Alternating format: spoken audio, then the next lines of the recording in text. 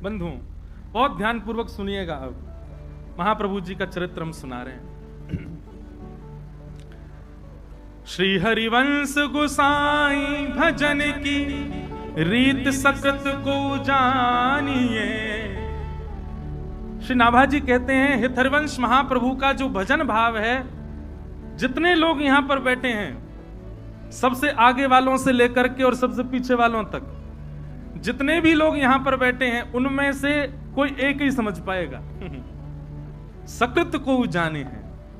हरवंश महाप्रभु, हितरवंश महाप्रभु के भजन को सब समझ पाए, ये किशोरी जी की कृपा से ही संभव हो सकता है, नहीं तो नहीं हो पाएगा। हम प्रयास मात्र कर रहे हैं कि हम सुना पाए और आप समझ पाओ, परंतु ये अति दुर्लभ है। ये पहले ही श्री नाभा जी ने वर्णित कर दिया। श्री हरिवंश गोसाई भजन की रीत सकृत को जानिए। सकृत शब्द का मतलब क्या है? कोई एक ही समझ सकता है।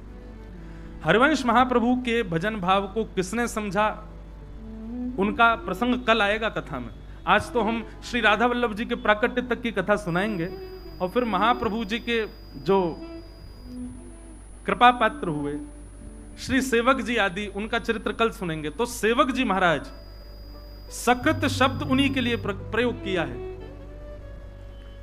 हर कोई हितरवंश महाप्रभु के भजन भाव को नहीं समझ सकता। श्री राधा चरण प्रधान हृदय अति सुदृढ़ उपासी। राधा चरण प्रधान हृदय अति सुदृढ़ शब्द, बहुत ध्यान पूर्वक सुनिए भैया, इधर उधर मत देखना कोई भी। हम पहली बार कथा कर रहे हैं भक्तमाल की, बड़े भाव से सुनो भैया सबरे। आप लोग इधर उधर देखोगे, एक दूसरे से बात करोगे, अगले जन्म में ब्याह नहीं होगा। हाँ चलो इसी बहाने सही यहीं तो देखोगे। महाराज जी अगले जन्म में ब्याह नहीं हो, ये जब कहते हैं तो लोग देखो, अब देखो कोई नहीं देखा कोई इधर उधर। ब्याह की इतनी ललक है सबन को, या जन्म में भयो नहीं, अगले जन्म की प्रतीक्षा है। बहुत ऊंची बात। श्री राधा चरण प्रधान हृदय अति सुदृढ़ उपास। महाप्रभु जी किशोरी जी के चरणों के ऐसे उपासक। कैसे? सुदृढ़ शब्द, सुदृढ़ मतलब बस किशोरी जी के चरणारविंद। कहां तक कहें, श्री प्रियादास जी ने तो अपने छप्पे में वो क्या कहते हैं, प्रियादास जी का छप्पे कहता है, हित जू की रीत को लाखिन में एक जाने, राधा ही प्रधान माने पाछे कृष्ण ध्याइए। पहले किशोरी जी, पीछे कृष्ण। ऐसी भक्ति है श्री हितरवंश महाप्रभु की। भैया इस भाव को सामान्य लोग नहीं समझ पाएंगे। जयपुर में भी कथा हो रही है, इतने लोग बैठे हैं, परंतु सत्य बताएं, रसिक त्रिवेणी की चर्चा का स्थान वृंदावन ही है, परंतु हमको जयपुर में वृंदावन का अनुभव होता है, इसलिए यहां ये बात कह रहे हैं। पाछे कृष्ण ध्याइए, ठाकुर जी पीछे हैं, पहले किशोरी जी हैं। हमारे यहां कभी रास होता है ना, दिखावे वाला रास नहीं, वास्तविक रास यदि वृंदावन का कभी देखने जाओ तो वहां ऐसा होता है कि लीला के बाद में आपको अधिकार है कि आप जाकर के कुछ भी पवाओ ठाकुर जी को अपने हाथ से। आपने यदि ठाकुर जी को पहले पवाया, यदि वास्तविक रास मंडली होगी तो ठाकुर जी आपका हाथ पकड़ करके, किशोरी जी क्या करें, पहले इनको खवाओ, और पूरा मत खवाइयो, बोले आधो खवाओ, झूठन हमको खवाओ। ये है श्री हितरवंश महाप्रभु की उपासना। महाराज पहले किशोरी जी को बीड़ा पधराया जाएगा, बीड़ा जब किशोरी जी पालेंगे फिर ठाकुर जी को पधराया जाएगा। कहां तक कहें, श्री राधा वल्लभ जी आदि जितने भी हमारे हित संप्रदाय के स्थान हैं, वहां पर ठाकुर जी जो पोशाक धारण करें ना, वो भी किशोरी जी के चरणन में पहले छुपाई जाए, प्रसाद दिया जाए, तब ठाकुर जी धारण करें। ऐसी महाप्रभु जी की उपासना। हित जू की रीति को लाखन में एक जाने, लाखों में कोई एक समझ पाएगा श्री हित महाप्रभु की भक्ति को। राधा ही प्रधान माने पाछे कृष्ण ध्याइए, निपट विकट भाव होत न स्वभाव ऐसो, उन्हीं की कृपा दृष्टि नेक क्यों हूं पाइए। ऐसा भाव किशोरी जी की कृपा से ही हो सकता है, और किसी भाव से आप कितना प्रयास कर लो ये संभव नहीं है। और कुंज केली दंपति तहां की करत खवासी। कुंज निकुंजों में ठाकुर जी की नित्य केली का, अभी महाप्रभु जी का चरित्र सुनाएंगे, फिर सुनिएगा क्या क्या भाव सुंदर महाप्रभु जी के। सर्वस महाप्रसाद प्रसिद्धता के अधिकारी। हितरवंश महाप्रभु का एक ही नियम है, क्या कि महाप्रभु जी ठाकुर जी का ही प्रसाद पाते हैं।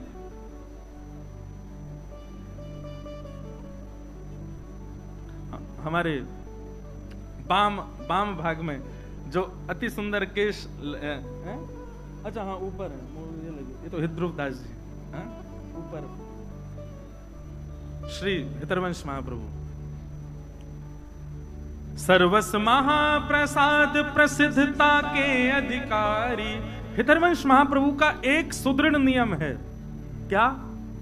ठाकुर जी के प्रसाद से इतर कुछ ग्रहण ही नहीं करते।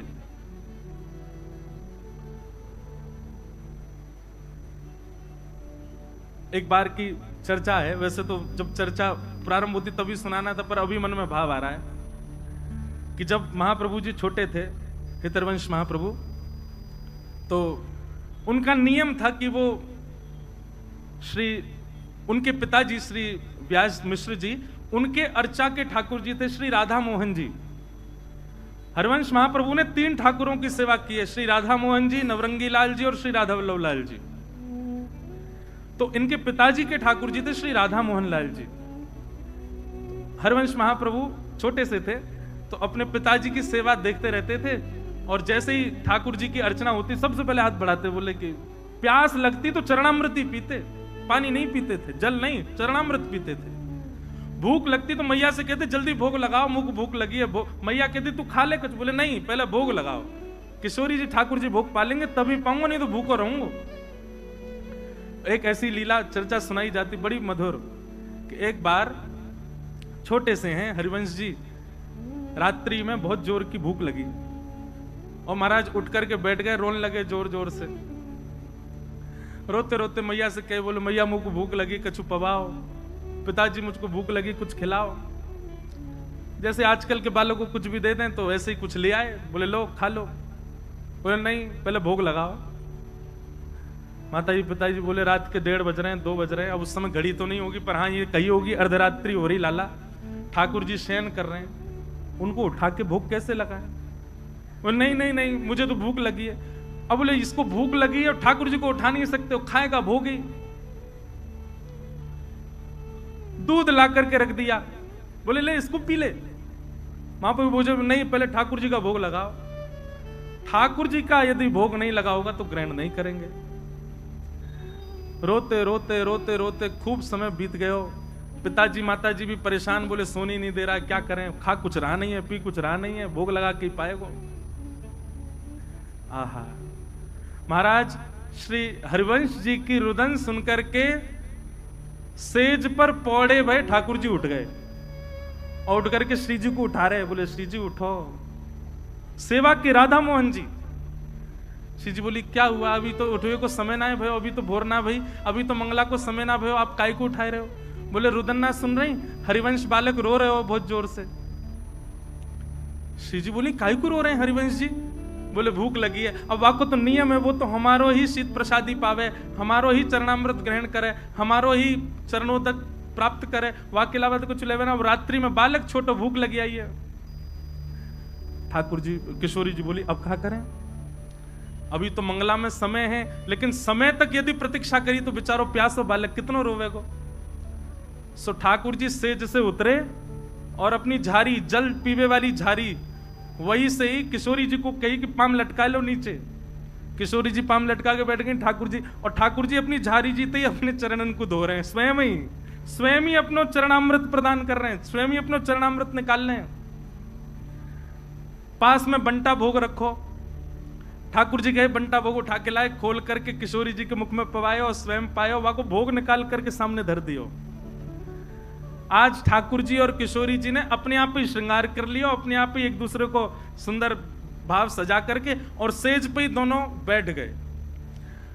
3 साढ़े 3 बजे जो समय हो तो सुबह मंगला करवे को, श्री व्यास मिश्र जी तुरंत गए मंदिर में जाकर के कपाट खोले, और जैसे कपाट खोल करके देखी तो कहा पाए और ठाकुर जी तो बैठे हुए हैं, अपने आप ही टेढ़ों से श्रृंगार कर लिया है, यहाँ तक कुंडल भी उतर रहे हैं, थोड़े थोड़े वस्त्र भी उधरे उधरे से दिख रहे हैं, और तभी कहा देखो नीचे पात्र में चरणामृत भी रखो है, चरणोदल भी कर दियो है, और पास में बंटा जी भी खुले हुए हैं, दोनों की दतुइयां लगी हुई हैं, नेक नेक पाए लियो है।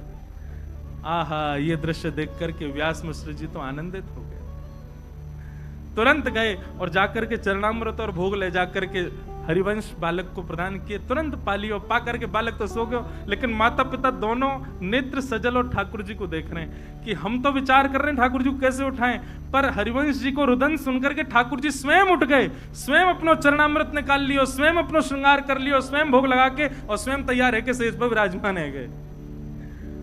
वादना श्रृंगार नहीं भयो, वादना मंगला आरती ना भाई, बोले क्यों? आज ठाकुर जी ने अपनी मंगला खुद ही कर ली है। क्यों? हरिवंश जी को भूख लगी। किस लिए? क्योंकि उनका नियम है कि वो ठाकुर जी के प्रसाद के अलावा कुछ नहीं पाते। इसीलिए श्री भक्तमाल जी में कह रहे हैं, सर्वस महाप्रसाद प्रसिद्ध ताके अधिकारी। महाप्रसाद की महिमा, मैं तो ये बात कहता हूं कथा में, आप एक नियम लोग नियम कौन से धारण करते हैं जिससे उनको पुण्य प्राप्त हो? नियम ऐसे धारण करो जैसे ठाकुर जी प्राप्त हो। नियम ऐसे धारण करो जैसे ठाकुर जी लीला करें। अब वो नियम भी हम बता दें तो फिर नियम का बात अपने आप ढूंढो, ऐसा कहां नियम करें जैसे ठाकुर जी प्राप्त हो। महाप्रसाद पावे को एक नियम ये श्री महाप्रभु जी से आप सब सीख सकते हैं। क्या? आज के बाद जो ठाकुर जी को अर्पित नहीं है उस वस्तु को लेना ही नहीं है, ग्रहण ही नहीं करना है। चाहे भूखे रहे आएंगे, चाहे प्यासे रहे आएंगे, पर जो ठाकुर जी को भोग ना लगाई गई हो, जो ठाकुर जी को ना पधराई गई हो, ऐसी वस्तु को अस्वीकार करो। ये नियम आप धारण कर लो, श्री महाप्रभु जी से यही सीख लो, उसी की कृपा से ठाकुर जी प्रकट हो जाएंगे। तो विधि निषेध नहीं दास अनन्य उत्कट व्रतधारी, व्यास सुवन पथ अनुसरे सोई भले पहचानिए, श्री हरिवंश गुसाई भजन की रीत सकृत को जानिए। ऐसे श्री हितरवंश महाप्रभु, उनको हम बारंबार प्रणाम करते हैं और उनके मंगल चरित्र को जितना यथामति रसिक जनों की कृपा, संत जनों की कृपा से श्री राधा सरस बिहारी जी के चरणों में अर्पित करते हैं। ध्यान पूर्वक सब लोग सुनिएगा।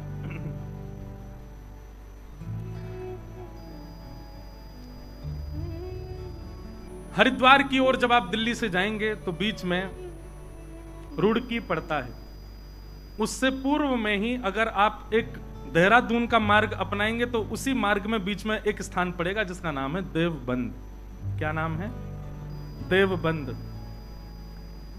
अब इसका पूर्व नाम तो देवबन ही रहा होगा, बाद में कालांतर में लोगों ने, क्योंकि जहां ऐसे रसिक जन विराजमान रहे वहां देवबंद नहीं रह सकते, वो देवबन ही रहा होगा। तो देवबंद में व्यास मिश्र नाम के एक ब्राह्मण रहते थे और उनकी पत्नी का नाम श्रीमती तारा। व्यास मिश्र जी जो थे ये बहुत अच्छे ज्योतिषाचार्य थे और ज्योतिष का ऐसा प्रभाव इन्होंने सब पर डाल रखा था कि महाराज खूब भीड़ लगी रहती थी लोगों की पुछवाने के लिए। एक बार एक बादशाह के यहां गए और बादशाह के यहां जाकर के उसको कुछ इन्होंने भविष्य कथन किया और उसको आशीर्वाद के रूप में 4 श्रीफल प्रदान किए। बादशाह ने जब अपना भविष्य कथन सुना तो बड़ा प्रसन्न हुआ। प्रसाद रूप में 4 श्रीफल मिले तो उसने पूछा ये 4 श्रीफल? तो उन्होंने कहा ये धर्म अर्थ काम मोक्ष। एक श्रीफल आपके धर्म में गति को बढ़ाएगा, दूसरा श्रीफल आपकी कामनाओं की पूर्ति करेगा, तीसरा श्रीफल आपके अर्थ को बढ़ाएगा और अंतिम श्रीफल आपको मोक्ष प्रदान करेगा। उनके प्रस्तुतिकरण से, उनके भाव से बादशाह इतना प्रसन्न हो गया, उसने श्री व्यास मिश्र जी से कहा आप मेरे संगी रहा करो, मेरी योजनाएं बताते रहा करो, मेरे आगे के कुछ ना कुछ भावों को आप संग रह करके मुझे सुदृढ़ करते रहा करो। व्यास मिश्र जी बादशाह के साथ रहते, सुबह जाते शाम तक वहीं रहते, उन्हीं के बताए निर्णयों को बादशाह लेता था। व्यास मिश्र जी के बड़े भाई श्री नृसिंह आश्रम जी महाराज, ये सन्यासी थे। एक बार आप वृंदावन जा रहे थे और बीच में ही देवबंद पड़ा, तो जैसे ही आप देवबंद से निकले तो अनेक भक्तजनों ने जाकर के स्वागत सत्कार किया, उनसे कहा कि महाराज आपके छोटे भाई भी यहां रहते हैं, एक रात्रि यहां विश्राम कर लीजिए। बहुत ध्यानपूर्वक सुनिएगा। नृसिंह आश्रम जी बहुत सबके याचना करने पर रुक गए। सब प्रणाम करने आए तो व्यास मिश्र जी अपनी पत्नी तारा के साथ में, बड़े भैया हैं, प्रणाम करने आए, प्रणाम किया, दोनों को आशीर्वाद दिया। जैसे ही प्रणाम करके उठे तो नृसिंह आश्रम जी ने व्यास मिश्र जी के ललाट को देखा और देख करके बोले, चिंता की रेखाएं दिख रही हैं, बहुत चिंतित लग रहे हो आप, क्या बात है? अत्यंत संकोच के साथ सकुचाए भाव से निवेदन किया, सब कुछ है भैया, सब कुछ है आपकी कृपा से, गुरुदेव की कृपा से, भगवत कृपा से सब कुछ है, पर हरिभक्त परायण एक संतान नहीं है। नृसिंह आश्रम जी हंसने लगे, बोले तुम पूरी दुनिया का भविष्य बताए फिरते हो, अपना भविष्य नहीं देख पा रहे। और रही बात भाई संतान नहीं है तो इसको भगवत प्रसाद मानो, दोनों ही भजन करो, मत पड़ो उस भाव के पीछे। मैं कथा में एक बात कहा करता हूं, प्रकृति आपको जो सहज रूप से दे दे उसको स्वीकार करो। प्रकृति ने आपके लिए जिस भाव को नहीं रखा उसके पीछे मत भागो, चाहे वो संतान हो, चाहे वो ब्याह हो, चाहे वो कोई भी संबंध क्यों ना हो, संसार की कोई वस्तु क्यों ना हो। आप प्रकृति के पीछे दौड़ करके, भाग करके, दुनिया भर के क्रियाकलाप करके, दुनिया भर के जो है तंत्र मंत्र करके और योजनाएं बना करके अगर किसी वस्तु को पालोगे, प्रसन्न नहीं रह पाओगे। इसलिए प्रकृति जो दे उसको स्वीकार करो। पर यहां पर महाराज जी एक प्रश्न उठता है, ऐसे तो नंद यशोदा के भी लाला नहीं थे, उन्होंने भी तीर्थों में जा जा करके खूब प्रार्थना करी। हमारे नाना जी एक बात कहते थे, अच्छा एक बात बताएं, ये कथा हमारे नाना जी करने वाले थे। लोकेश भैया बता रहे, बोले मैंने नाना जी से कहा था कि आप कथा सुनाओ, तो नाना जी बोले करेंगे करेंगे करेंगे। नाना जी तो भगवत धाम प्रस्थान कर गए, पर वो हमको इसीलिए तैयार करके गए कि हम भक्तमाल सुना दें यहाँ पे, उन्हीं की कृपा प्रसादी। हमारे नाना जी के जिनने दर्शन किए होंगे ना, ये समझ लो कि उनको मतलब उनके बड़ भाग्य ही होंगे कि हमारे नाना जी के दर्शन हुए, ऐसे अद्भुत महापुरुष। वो एक बात बताया करते थे, बोले लाला पुत्र की याचना तो करी है नंद यशोदा ने, पर पुत्र की याचना में पुत्र कैसा चाहिए, वो भावना क्या है? विष्णु आराधनार्थाय। हमको पुत्र इसलिए नहीं चाहिए कि लोग बाग पुत्र की याचना इसलिए करते हैं कि अंतिम समय में वही संस्कार करेगा, यदि पुत्र के हाथों संस्कार ना हो तो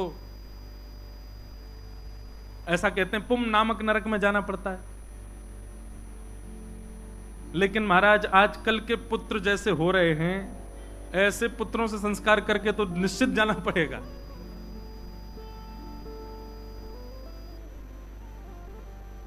पूज्य मलुकपीठ वाले महाराज जी एक चरित्र सुनाते हैं एक भक्त का। वो कुंज बिहारी लाल जी को ही अपना पुत्र मानते थे और कहते थे मेरा कुंजो बेटा, कुंजो बेटा, कुंजो बेटा कह करके। अब देखो बात तो कोई भी कह लेगा, मेरे ठाकुर जी, मेरे लाल जी, मेरे सखा हैं, मेरे पुत्र हैं, पर मानते कितना हो। कहने की बात है कि भाई प्रकृति जो दे उसको स्वीकार करो, जो ना दे उसके लिए ज्यादा प्रयास मत करो, लेकिन फिर भी प्रयास करना है तो याद रहे ठाकुर जी को वचन देना कि नाथ मुझे ये वस्तु दे दो, मैं आपको वचन देता हूं आपके चरणों में ही अर्पित रहेगी, तो वो वस्तु मिल जाएगी। और वही भाव रखा। नरसिंहदेव जी के चरणों में सबने प्रणाम करते हुए कहा व्यास मिश्र जी ने कि हमें एक पुत्र की प्राप्ति हो, भगवत परायण पुत्र हो, भक्ति परायण पुत्र हो। तो नरसिंह आश्रम जी बोले कि तुम सबका भविष्य देखते हो, अपना भविष्य नहीं देख पाए, और मुझे तो दिख रहा है कि तुम्हारे संतान का योग नहीं है। अब तक तो व्यास मिश्र जी बोल रहे थे, लेकिन तारा माँ ने थोड़ी सी प्रार्थना करते हुए हाथ जोड़ के कहा, बोले भगवान, यदि सब विधि का विधान है, सब पूर्व से ही नियोजित है, तो फिर आप जैसे संतों के पीछे इतनी भीड़ क्यों लगी रहती है? आप जैसे संतों को इतना लोग प्रणाम क्यों करते हैं? आप जैसे भक्त, आप जैसे संत, इनकी महिमा क्यों है? जब सब विधि से ही होना है तो फिर संतों को, भक्तों को, वैष्णवों को प्रणाम करना बंद कर देना चाहिए। तो हम तो प्रणाम इसीलिए करते हैं सब सुखद हो जीवन में। और जब सब विधि पर ही आश्रित है तो फिर भक्त, वैष्णव, संतों के चरण रज की क्या महिमा रह गई? तारा जी की ये बात नृसिंह आश्रम जी के चित्त को लगी। बहुत सावधानी, सब लोग इधर देखो, पीछे वाले भी, सब लोग भाव से कथा सुनो। तारा जी की ये बात नृसिंह आश्रम जी को चित्त में लगी कि भाई प्रश्न भगवान पर उठे तो कोई बात नहीं, पर भक्ति पर उठ गया है, भक्त पर उठ गया है। एकांत में बैठ करके नृसिंह आश्रम जी ने चिंतन किया, ठाकुर जी से प्रार्थना करी, भगवान आप पर प्रश्न नहीं उठाए, वैष्णवों पर प्रश्न उठाए, भक्तों पर प्रश्न उठाए, भक्ति पर प्रश्न उठाए, कुछ कृपा करो। ठाकुर जी प्रसन्न मुद्रा में नृसिंह आश्रम जी के चित्त में आ गए और आकर के अपनी वंशी को ही दिखाने लगे और मानो आज्ञा करने लगे, जाओ अपने भैया से कह दो, छोटे भाई से, निश्चिंत हो जाए। मेरी अधरामृत का निरंतर रसपान करने वाली, अत्यंत रस से सराबोर, और पूरी दुनिया तो केवल और केवल मेरा प्रसाद पाती है, पर मेरा स्वच्छंद अधरामृत जिसने जीवन भर पाया, ऐसी वंशी ही उनके कुल में पुत्र बन करके आएगी। लेकिन याद रहे, वो भक्त परायण, भक्ति परायण और भक्ति की धारा प्रवाह करने वाला बालक होगा। कोई वंश परंपरा और कोई अपने वंश वृद्धि या फिर धन वृद्धि आदि इन सब भावनाओं से पुत्र की याचना ना रखे। भक्ति का वर्धन करने वाला पुत्र उनके कुल में होगा, मेरी वंशी ही पुत्र बन करके आएगी, आज्ञा कर दीजिए। नृसिंह आश्रम जी व्यास मिश्र जी के पास गए और हृदय से लगाते हुए कहा, ठाकुर जी ने आज्ञा की है, चिंता मत करो, आपके घर ठाकुर जी की वंशी ही पुत्र रूप धारण करके आएगी, पर भक्ति वर्धन करने वाली, यही भावना उसके चित्त में होगी, वो भक्ति का वर्धन करने वाला बालक होगा। कुछ समय बीता और तारा मैया के गर्भ में भक्तराज श्री हरिवंश जी आए। महाराज जी, इतना सुंदर वर्णन है चरित्र में कि जैसे वो कहते हैं, जा दिन से हरि गर्भ ही आए। हमने कौशल्या मैया के बारे में सुना है, हमने देवकी मैया के बारे में सुना, जब से ठाकुर जी गर्भ में आए तब से मैया को अच्छा अच्छा अनुभव होने लगा, सुंदर सुंदर भाव होने लगा। पर यहां पर कितना सुंदर भाव बताया कि जब से श्री हरिवंश महाप्रभु तारा मैया के गर्भ में पधारे, तब से तारा मैया को वृंदावन की स्मृति होती है। रात्रि में सोते सोते मानो उठ के बैठ जाती हैं, श्री वृंदावन श्री वृंदावन श्री वृंदावन श्री वृंदावन श्री वृंदावन। व्यास मिश्र जी उठ के बैठ जाते, देवी क्या हुआ? बोले, कैसी सघन कुंज है ना, कैसी लता द्रुम है ना, कैसी सुंदर कलकल करती यमुना जी बह रही है ना, कैसा सुंदर गिरिराज पर्वत है, मानो ब्रज की स्मृति हो रही है। और फिर नेत्र खुल जाते हैं तो नेत्रों से अश्रुपात होने लग जाता है, रुदन विरह भाव। व्यास मिश्र जी कह रहे हैं, क्या हुआ देवी? बोले, मुझे नहीं पता क्या हो रहा है, पर पता नहीं क्यों जब भी सोती हूं तो स्वप्न में कुंज दिखाई देते हैं और लता पत्र दिखाई देते हैं, यमुना जी दिखाई देती हैं, वृंदावन वृंदावन वृंदावन वृंदावन की स्मृति होती है।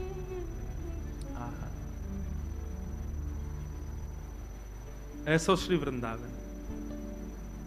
अब तो वो रोज व्यास मिश्र जी से कहती हैं कि आप एक बार हमको वृंदावन ले चलो। व्यास मिश्र जी बोले, ठीक है, मैं राजा से बात करूंगा, अवकाश मिलेगा तो चलेंगे। राजा से जाकर के व्यास मिश्र जी ने कहा कि हमको वृंदावन जाना है, आप अवकाश दे दो। तो राजा ने कहा, अरे आप क्यों जाएंगे, हमारा आगरा जाने का कोई योजना बन रही है, तो हम जाएंगे, पूरी व्यवस्था के साथ जाएंगे, तो हमारे संग ही चल देना। अब राजा की बात वो तो कल पे टालते जाएं, कल चलेंगे कल चलेंगे कल चलेंगे, करते करते करते महाराज महीनों बीत गए और श्री राधा वल्लभ लाल की राजा तो रोज कहें कि भैया आप चलेंगे, पर समय बीतता गया। रोज तारा मैया कहती हैं कि हमको वृंदावन ले चलो, मुझे बहुत विरह होता है, बहुत स्मृति होती है वृंदावन की, बहुत याद आती है, एक बार दर्शन करा लाओ वृंदावन का। जब अंतिम माह चल रहा था, बस अब प्रकट होने ही वाला है बालक, उस स्थिति में मां आ चुकी हैं, तब राजा आकर के कहता है व्यास मुझसे, बोले हमारी आगरा की योजना बन गई है, चलो। वृंदावन भी अपनी योजनाएं बना करके सबको बुलाता है, अपने आप कोई नहीं जा सकते। पहले चली जाती अगर तारा मैया, तो फिर महाप्रभु जी का जन्म ब्रज में कैसे होता। 9वां महीना प्रारंभ हुआ और तभी राजा बादशाह ने कहा कि हमारी आगरा जाने की योजना बनी, व्यास मिश्र जी आप तैयारी करो, चलेंगे वृंदावन, आपको छोड़ देंगे, आप दर्शन कर लेना। व्यास मिश्र जी बोले अब तो असंभव है, अब तो बालक आने वाला है। बोले आप चिंता मत करो, रानियों जैसी व्यवस्था करेंगे, पालकी में लेकर के, बिल्कुल कोई दिक्कत नहीं होगी, सखी सहचरियां और सब बढ़िया व्यवस्था करके ले चले, पलकों पे लेके चलेंगे, आपकी पत्नी को लेके चलो। व्यास मिश्र जी का मन तो थोड़ा कम था, जैसे घर जाके तारा जी से कहा कि बादशाह ने आज कहा है आगरा जाने के लिए, वो तो पीछे ही हाथ पकड़े, बोले नहीं फिर तो चलेंगे। बोले तुम्हारी स्थिति, बोले मैं संभाल लूंगी, पर ले मुझे वृंदावन ले चलो। और बादशाह के उस टोली के साथ में व्यास मिश्र जी और तारा मैया आगरा के मार्ग की ओर प्रस्थान करने लगे। तभी बीच में पड़ा श्री वृंदावन। वृंदावन में प्रवेश किया। बंधुओं, ये उस समय का वृंदावन है जब वृंदावन में ठाकुर जी प्रकट रूप से कहीं विद्यमान नहीं थे। केवल और केवल यमुना जी, व्रज की कुंजलता, ब्रजरज, गोवर्धननाथ जी, केवल यही हैं, और कोई ज्यादा मंदिर आदि कुछ थे नहीं वृंदावन में। भोर के समय गए, वृंदावन में प्रवेश करते ही रोंगटे खड़े होने लगे, नेत्र सजल होने लगे। ये स्थिति व्यास मिश्र जी ने कभी देखी नहीं तारा मैया की। यमुना जी में जाकर, यमुना जी के पुलिन पर जाकर के बैठी, मानो घंटों तक यमुना जी को निहार रही हैं। लता पत्रों को स्पर्श करती हैं तो मानो ऐसा लगता है इनसे कोई संबंध है। अब ये सब भावना मैया की नहीं है, गर्भ में बैठे बालक की है। वो ठाकुर जी के संग में रही वंशी, उसको एक एक भाव पता है, वो सब जानती है कहां यमुना जी, कैसी ब्रजरथ, कौन से वृक्ष, कौन सी लता गुर्म, कौन सी कुंज में कौन सी लीला, वो सब स्मृतियां हो रही हैं। सायकालीन समय हो गया, वृंदावन को प्रणाम करके और पुनः आगरा के मार्ग की ओर जैसे प्रस्थान करने लगे। अब वृंदावन से ज्यों-ज्यों दूर जामे त्यों-त्यों तारा मैया का विरह बढ़े। व्यास मिश्र जी कहें आप ऐसे इतना रुदन मत करो, इससे प्रभाव पड़ेगा बालक पर। बोले नहीं, मुझे बहुत, मेरा मन हो रहा है मैं वहीं रहूं। बोले वहां कहां रहेंगे, वो पूरा वन है, वहां वंचर जीव रहते हैं, हिंसक जीव रहते हैं, कहां रहेंगे हम दोनों। पर उनका रुदन इतना विकल करने वाला था कि उस रुदन को व्यास जी सुन नहीं पा रहे थे। और तभी रुदन करते कि बस वृंदावन ब्रज की सीमा में ही थे, अभी बस निकलने ही वाले थे ब्रज की सीमा से, तभी प्रसव पीड़ा होने लगे। और ऐसी प्रसव पीड़ा हुई कि तुरंत बादशाह को जाकर के व्यास मिश्र जी ने कहा कि महाराज आप आगरा को प्रस्थान करो, हमारी गृहिणी को प्रसव पीड़ा हो रही है, इससे आगे ले जाना उचित नहीं होगा। यहाँ ये गांव जैसा दिखाई दे रहा है, यहाँ कुछ लोग दिख रहे हैं, हम यहीं रुक जाते हैं, क्या पता आगे बन आया और वहां कुछ दिक्कत हुई तो क्या करेंगे। बादशाह ने कहा ठीक है, आप कुछ सेवक भी ले लो और आप यहीं रुक जाओ। और वृंदावन के समीप बाद गांव, बाद ग्राम, वहां तारा जी और व्यास मिश्र जी कुछ सेवकों के साथ रुक गए। गांव के लोगों ने देखा महाराज ब्राह्मण देवता आए, सबने खूब सेवा करी, सब व्यवस्था करी। और वैशाख का महीना, शुक्ल एकादशी का दिन, वैशाख शुक्ल एकादशी, और जैसे ही भोर का समय हुआ है, भोर के सूर्य उदित होने वाले हैं, यहां तो पृथ्वी पर सूर्य उदित हुए हैं और वहां तारा मैया की कोख से हमारे ब्रजमंडल के निधि श्री राधा वल्लभ लाल जी को विराजमान करने वाले परम वैष्णव, परम भक्त शिरोमणि श्री हितरवंश महाप्रभु जी का प्रादुर्भाव हुआ। बधाई हो, बधाई हो, बधाई हो, बधाई हो, बधाई हो, बधाई हो। आहा, ऐसे नेक्से से लाला प्रकट भय हैं। हमारे सरस कुंज के आचार्यों ने, मैं आज देखो कितनी ऊंची बात, हमारे सरस कुंज के आचार्यों ने ग्रंथों में आचार्यों की बधाई गाई। मैंने भैया से पूछी, मैंने कि राधा वल्लभ जी की बधाई थी? बोले राधा वल्लभ जी की नहीं, आचार्यों की है। मैंने कहा यही तो कृपा प्रसाद है। और यहाँ अब हम कुछ बधाई गायन करें न का महाप्रभु जी प्रकट में, पर महाप्रभु जी की लीला सुनकर फिर राधा वल्लभ जी को प्राकट्य हुए को।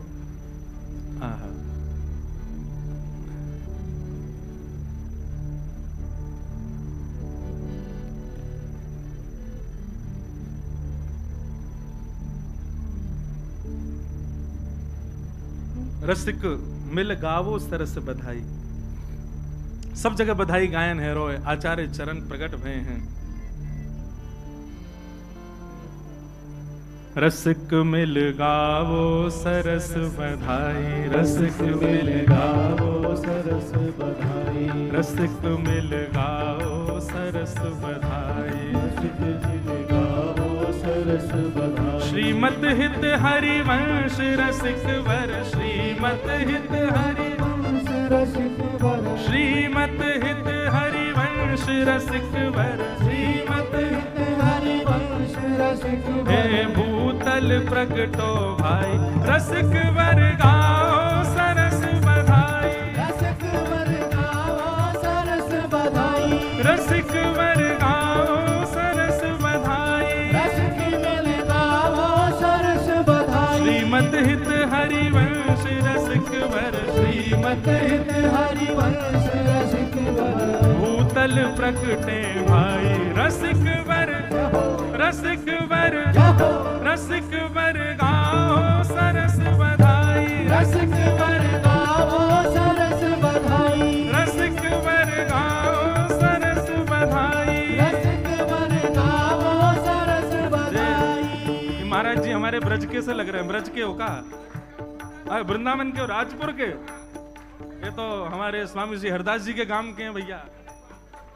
अरे भैया जय हो जाओ। वाह। रसिक वर गाओ सरस बधाई, रसिक वर गाओ सरस बधाई। श्रीमत हित हरिवंश रसिक वर, श्रीमत हित हरिवंश रसिक वर। हाँ भूतल प्रकटे भाई, रसिक मिल गाओ सरस बधाई, रसिक मिल गाओ सरस बधाई। हाँ रसिक मिल गाओ सरस बधाई, रसिक मिल गाओ सरस बधाई।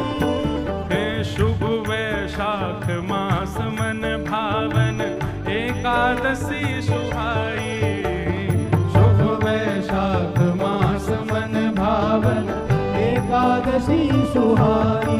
हे शुक्ल पक्ष सुंदर शोभा निशि, शुक्ल पक्ष सुंदर शोभा निधि, शुक्ल पक्ष सुंदर शोभा निधि, शुक्ल पक्ष सुंदर शोभा। लियो जन्म है सुखदाई, रसिक मिल, रसिक मिल, रसिक मिल गाओ सरस बधाई, रसिक मिल गाओ सरस बधाई, रसिक सब गाओ सरस बधाई, रसिक सब गाओ सरस बधाई। श्रीमत हित हरिवंश रसिक वर, श्रीमत हित हरिवंश रसिक वर। हाँ भूतल प्रकटे भाई, रसिक मिल गाओ सरस बधाई, रसिक मिल गाओ सरस बधाई, रसिक मिल गाओ सरस बधाई, रसिक मिल गाओ सरस बधाई। आप में से वृंदावन राधा वल्लभ जी के दर्शन कौन कौन ने किए हैं बताओ? और आज जिनने राधा वल्लभ जी हमको प्रदान किए उनको उत्सव मन रहा, और ऐसे बैठे हो सब रे। अरे ठाकुर के उत्सव में तो सब नाचे, रसिकन के भक्तन के उत्सव में नृत्य करो भुजा उठा के। रसिक मिल, रसिक मिल, रसिक मिल गाओ सरस बधाई, रसिक मिल गाओ सरस बधाई, रसिक मिल गाओ सरस बधाई, रसिक मिल गाओ सरस बधाई। हे श्रीमन मोहन कर में वंशी, राखत हेतु बढ़ाई। श्रीमन मोहन कर में वंशी, राखत हेतु बढ़ाई। हाँ प्रभु राखत हेतु बढ़ाई, हाँ प्रभु राखत हेतु बढ़ाई। सोई आचार्य रूप धार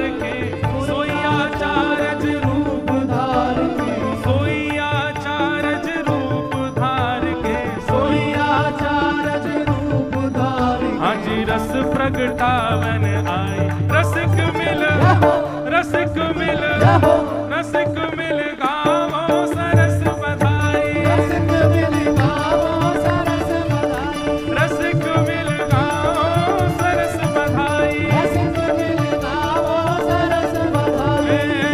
जय जय राधा वल्लभ हित हरिवंश। जय राधा वल्लभ हित हरिवंश। ओ जय जय राधा वल्लभ प्यारो हरिवंश। जय राधा वल्लभ प्यारो हरिवंश। ओ जय जय राधा वल्लभ श्री हरिवंश। जय राधा वल्लभ श्री हरिवंश। ओ जय जय राधा वल्लभ प्यारो हरिवंश। जय राधा वल्लभ प्यारो हरिवंश। ओ जय जय राधा वल्लभ हित हरिवंश। जय राधा वल्लभ हित हरिवंश। ओ जय जय राधा वल्लभ हित हरिवंश। जय राधा वल्लभ हित हरिवंश। हे जग जीवन उद्धारण कारण श्यामा श्याम पठाई।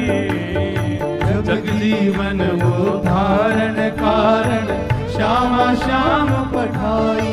हे तारा कूख परम पावन सुचि। तारा कूख परम पावन सुचि। तारा कूख परम पावन सुचि। तारा कूख परम पावन सुचि। कहाँ आए हैं उपजाई। रसिक मिल जो हो। मैंने एक जोर लगा श्री गोविंद देव जी को भी पता चले कि आचार्य उत्सव है रो है। रसिक मिल रसिक मिल रसिक मिल गावो सरस बधाई। रसिक मिल गावो सरस बधाई। रसिक मिल गावो सरस बधाई। रसिक मिल गावो सरस बधाई। श्रीमत हित हरिवंश रसिक वर। श्रीमत हित हरिवंश रसिक आज भूतल प्रगटे आई। रसिक मिल गावो सरस बधाई। रसिक मिल गावो सरस बधाई। हे रसिक मिल गावो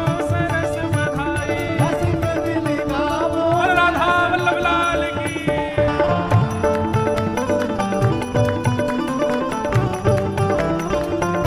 बधाई हो।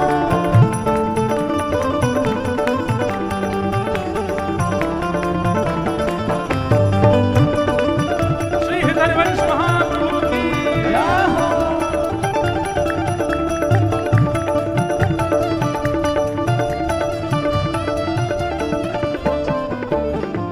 मिश्रा व्यास घर कुल किनारे हिल मिल के जुर आई। मिश्र व्यास घर कुल किनारे हिल मिल के जुड़ आई। हे मिश्र व्यास घर कुल किनारे हिल मिल के जुरी आई। मिश्र व्यास घर कुल किनारे हिल मिल के जुड़ आई। हे सुभग साथिये द्वार धराए। सुभग साथिये द्वार धराए। सुभग साथिये द्वार धराए। सुभग साथिये द्वार धराए। और मोतिन चौक पुराए। रसिक मिल रसिक मिल रसिक मिल गावो सरस बधाई। रसिक मिल गावो सरस बधाई। रसिक मिल गावो सरस बधाई। रसिक मिल गावो सरस बधाई। हित हरिवंश जो प्रगट भय।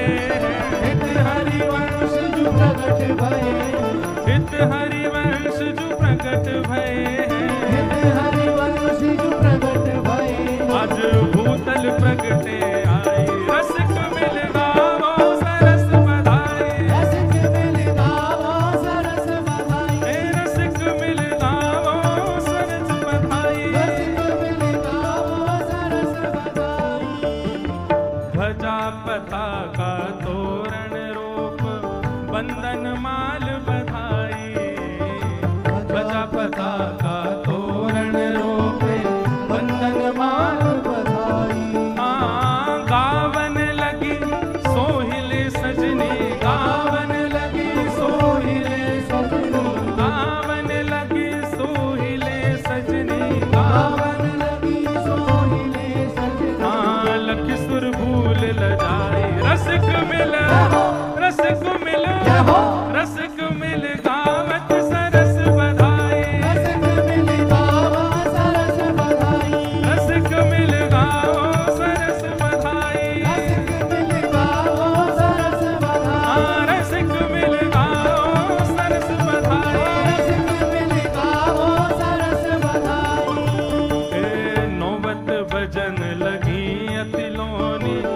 छम छम मुदत बनाई।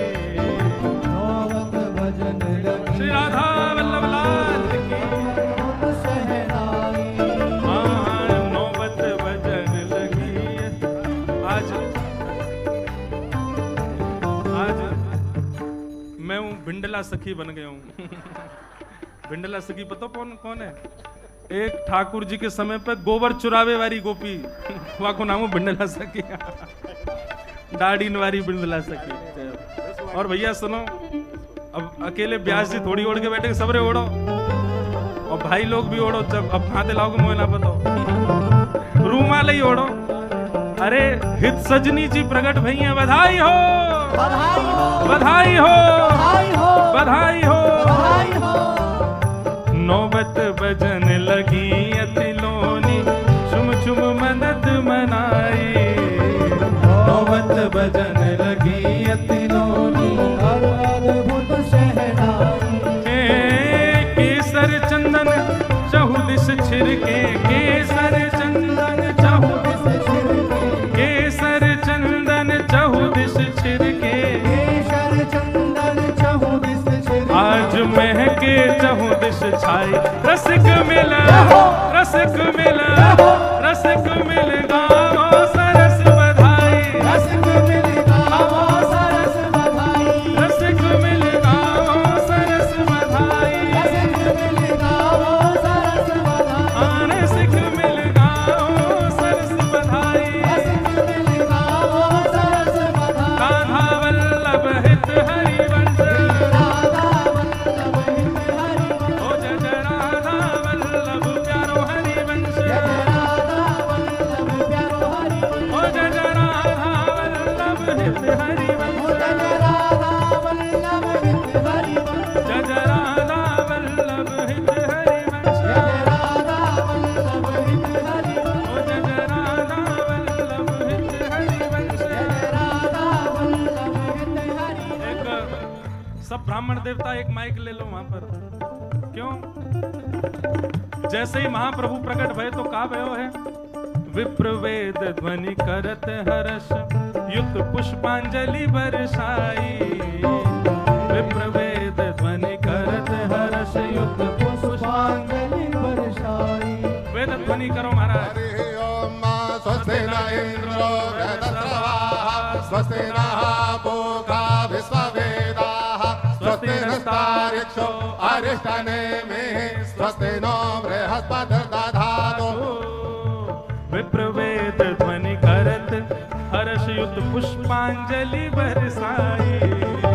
विप्रवेद ध्वनि करत हर्ष, युक्त पुष्पांजलि बरसाई। हाँ, पुष्पांजलि बरसाई। पुष्पांजलि बरसाई। ए सरस माधुरी हित सजनी के, सरस माधुरी हित सजनी के। सरस माधुरी हित सजनी के। सरस माधुरी हित सजनी के। आज दर्शन कर हर साय, सबक मिल रसिक मिल रसिक मिल गावे सरस बधाई। मिल गावे सरस बधाई। हे रसिक मिल गावो सरस बधाई। रसिक मिल गावो सरस बधाई। हे हरिवंश रसिक वर प्रगटे, हित हरिवंश रसिक, श्री हित हरिवंश रसिक वर प्रगटे, हित हरिवंश रसिक। हाँ,